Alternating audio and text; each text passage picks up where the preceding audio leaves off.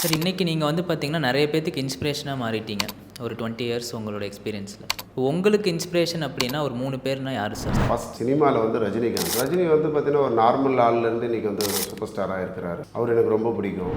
எனக்கு சினிமா நான் நிறைய பார்ப்பேன். ரியலாக வந்து லைஃப்பில் வந்து சக்ஸஸ்ஃபுல் யார் வேணாலும் ஆகும். இவங்க தான் ஆக முடியும், அவங்க தான் ஆக முடியுன்றதுக்கு வந்து ரியல் எக்ஸாம்பிள் சொல்லணுன்னா ரஜினிகாந்த். அதுக்கப்புறம் லைஃப் எக்ஸ்பீரியன்ஸில் பார்க்க சொல்ல நான் வந்து ஒர்க் பண்ணின்னு இருக்க சொல்ல என்னோட பாஸ் மிஸ்டர் நடராஜன் சொல்லிட்டு அவர் சார்ட்டர்ட் அக்கௌண்டர். அவர் வந்து பார்த்தீங்கன்னா நிறைய விஷயம் எனக்கு வந்து நல்ல விஷயங்கள் கற்றுக் கொடுத்தாரு. அதுக்கப்புறம் வளர்ந்ததுலேருந்து ஸ்டில் நவ் பேஷன் பார்த்தா எங்கள் அம்மா தான். குழந்தையிலேருந்து சில விஷயங்கள் சொல்லி வளர்த்தாங்க. அப்போ அவங்க சொன்னதெல்லாம் அப்போ எனக்கு பெருசாக புரியல. வளர தான் எனக்கு அதெல்லாம் அதோட அர்த்தங்கள்லாம் புரிய ஆரம்பிச்சது. அதை அப்படியே ஃபாலோ பண்ணுறேன். அதுக்கப்புறம் என்னோட கோச், என்னோட மென்டார் மிஸ்டர் ரவி சுந்தரம்னு சொல்லிட்டு அவரோட இன்ஸ்பிரேஷன், அவரோட மோட்டிவேஷன் தான். ஏன்னா லைஃப்பில் வந்து ஒரு சாதாரண ஆள் ஒரு சக்ஸஸ்ஃபுல்லான ஆளாகி நிறைய பேரை சக்ஸஸ்ஃபுல்லாக ஆக்க முடியும் அப்படின்னா ரியல் எக்ஸாம்பிள் அவர் தான். ஹெல்த்து, வெல்த்து, ஹாப்பினஸை பற்றி ஒரு ப்ளூ பிரிண்ட்டுன்னு பாரு ஒரு செஷன் வந்து பார்த்தீங்கன்னா வச்சு ஏர்லி மார்னிங் பிரம்ம முகூர்த்தம் காலைல 5 மணிக்கு சொல்லித்தராரு.